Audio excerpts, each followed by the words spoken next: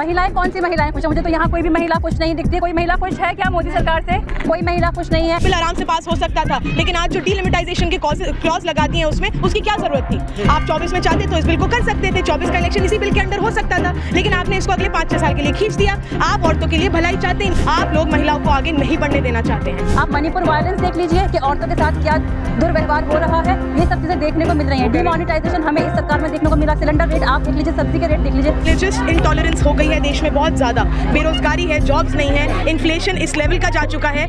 जब महिलाओं के अत्याचार और महिलाओं का शोषण होता है तो वो चीज गोदी मीडिया क्यों नहीं दिखाता है? आज तो आप खुश हो गए, मोदी जी ने मोहर लगा के एक बड़ा तोहफा दिया है। तोहफा कहाँ दिया? ये तो उनको किस बात का डर है, मुझे ये समझ नहीं आता कि केंद्रीय सरकार को किस बात का डर है जो इस बिल को 2024-25 के इलेक्शन के लिए पास नहीं किया जा रहा। 2029 में क्या उनको लगता है कि महिलाओं के आरक्षण होने से किस बात का खौफ आ रहा है उनको? और ये चीज़ मुझको समझ नहीं आती है। महिलाएं, जबकि ये सब जानते हैं कि जिस देश की महिलाएं डेवलप होती हैं, आगे होती हैं, आरक्षण जहाँ पर होता है वो देश भी तरक्की करता है, डेवलप हुई है ना। 9 साल में जिस तरीके से काम किया, वो कहते हैं महिलाएं खुश हैं, सबका साथ सबका विकास। महिलाएं कौन सी महिलाएं खुश हैं? मुझे तो यहाँ कोई भी महिला खुश नहीं दिखती। कोई महिला खुश है क्या मोदी सरकार से? कोई महिला खुश नहीं है। इस सरकार में जो दिन देखने को मिले हैं, मुस्लिम महिलाओं के लिए भी उन्होंने काम किया है, चाहे वो 3 तलाक की बात हो, बहुत सारी।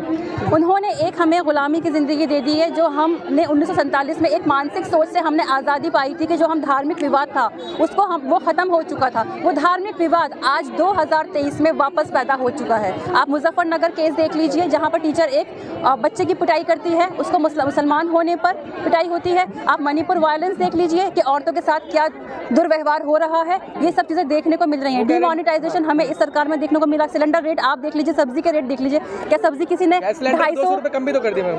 अब कम किया है क्योंकि वो लॉलीपॉप पकड़ाना चाहते हैं जनता को कि अब 200 रुपये कम कर दो, लेकिन जो फिर 5 साल के बाद 500 रुपये बढ़ा देंगे अगर उनकी सरकार आती है तो। मैम खुश है मोदी के विकास से? देखिए, ये सवाल आप हमसे नहीं, आप जनता से पूछिए, सड़क पे निकल के।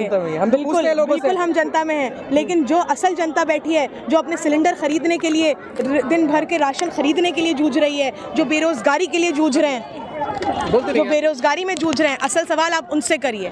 किस तरह वो इस सरकार के अंडर एक अपने जो बेसिक ह्यूमन राइट है उनका, जो बेसिक नेसेसिटीज़ है उनकी, उसके लिए वो तरस रहे हैं। तो जनता खुश नहीं है। उसका करारा जवाब कर्नाटक के इलेक्शन में भी मिला, अब तेलंगाना के इलेक्शन में भी, और जो बाकी छत्तीसगढ़, मध्य प्रदेश, राजस्थान के इलेक्शन में भी जवाब मिलेगा। तो कह रहे हैं लाल किले से कह के गए कि 24 में फिर आ रहा हूँ, भाषण यहीं से दूंगा। उनके कहने से क्या होता है? जनता जिताती है। पिछली बार बोला था, राहुल गांधी जी कहें या मोदी जी कहें, जनता का कहना सब कुछ है, और जनता की जुबान पे एक ही नाम है, भारत जोड़ो, राहुल गांधी अगले प्रधानमंत्री। बस चुनेंगे राहुल गांधी को लोग। देखिए, जिस तरह से पिछले 9 सालों में हालात, देश के हालातों से सब वाकिफ हैं। रिलीजियस इंटॉलरेंस हो गई है देश में बहुत ज्यादा, बेरोजगारी है, जॉब्स नहीं है, इन्फ्लेशन इस लेवल का जा चुका है। एक normal lower middle class family भी अपने घर का राशन लेने के लिए, अपने बेसिक बिजली, गैस, सरकार भी फ्री दे रही है मैम, कहने के लिए दे रही है, घरों में किसी बिल्कुल नहीं आ रहा घर में। मैं तभी आपसे कह रही हूँ, आप मुझसे नहीं, आप जनता से सवाल करिए। मैं निगम पार्षद हूँ, मेरे पास दिन में कितने लोग आते हैं, ना पेंशन आ रही है, ना राशन आ रहा है, जितने वादे हैं, जितने,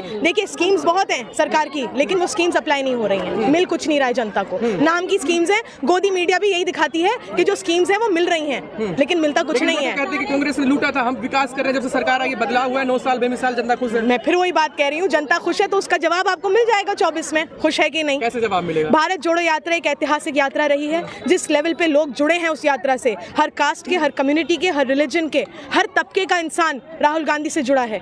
वो एक बहुत बड़ा साइन है कि लोग अब इस देश में एक बदलाव, गठबंधन हो गया है, कौन होगा प्रधानमंत्री? वो नाम तो वो तय नहीं कर पा रहे।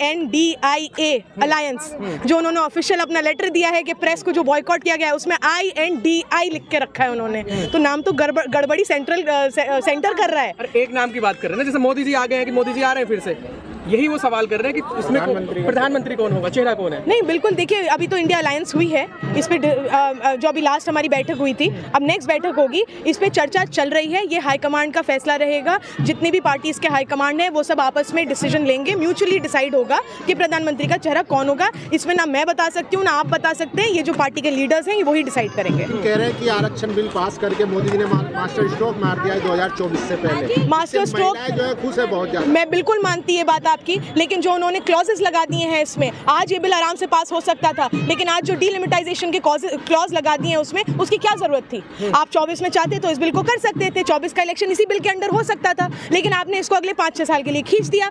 आप औरतों के लिए भलाई चाहते नहीं, आप चाहते 2010 में राज्यसभा में हुआ था ये पास, आप तब भी लोकसभा में करवा सकते थे इसको।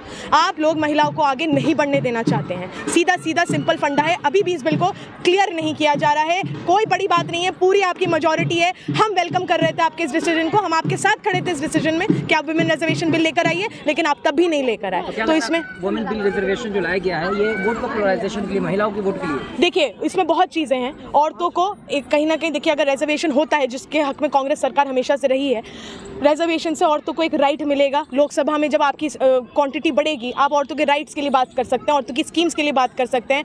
इसमें जो इन्होंने अभी एक बात निकल के और आ रही है कि उस रिजर्वेशन के अंडर और रिजर्वेशंस की मांग हो रही है कि SC ST या मुस्लिम औरतों की, ये टेक्निकलिटीज़ तभी हो सकती हैं जब आपका इंटेंशन साफ हो कि आप बिल लाना भी चाहते हैं कि नहीं।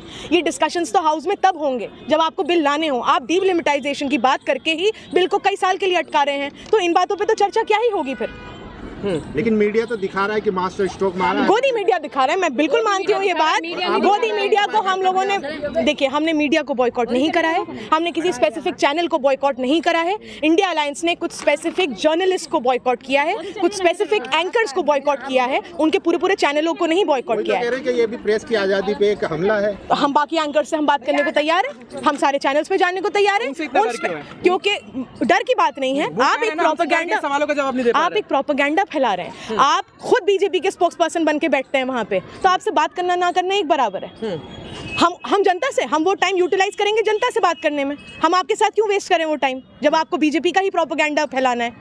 सीधी सी बात। उनमें तो कुछ राष्ट्रवादी पत्रकार भी हैं, वो लोग कैसे, मतलब ये तो आप उनसे जाके पूछिए ना कि वो सुबह शाम मोदी क्यों करते हैं। अर्नब गोस्वामी ऐसे पत्रकारों को आर पार सीधी बात है, बिल्कुल क्लियर बात है, मैं बोलने में नहीं झिझकती। जो गोदी मीडिया है वो उनका एक ही 1 पॉइंट एजेंडा है, बीजेपी के लिए काम करना, जो काम नहीं हो रहे हैं उनको भी प्रमोट करना। जैसे कि आप खुद कह रहे हैं ये बात कि स्कीमें बड़ी हो रही हैं, हमें तो नहीं दिखाई दे रही, जनता को तो नहीं दिखाई दे रही, यही काम मीडिया कर रही है। जो स्कीम्स जनता तक पहुंच नहीं रही उसको बड़ा चढ़ा कर बताती है कि बहुत स्कीमें चल रही हैं, इसीलिए उनका हमने बहिष्कार किया है। जब महिलाओं के अत्याचार और महिलाओं का शोषण होता है तो वो चीज़ गोदी मीडिया क्यों नहीं दिखाता है? उस चीज़ का सरकार से जाकर सवाल क्यों नहीं करता है? उस चीज़ को पब्लिक के बीच में जो एक डर बना हुआ है कि कहीं ना कहीं महिलाओं को दबाया जा रहा है सरकार के बिहाफ पर, तो उस चीज़ को गोदी मीडिया क्यों शो ऑफ नहीं करता है?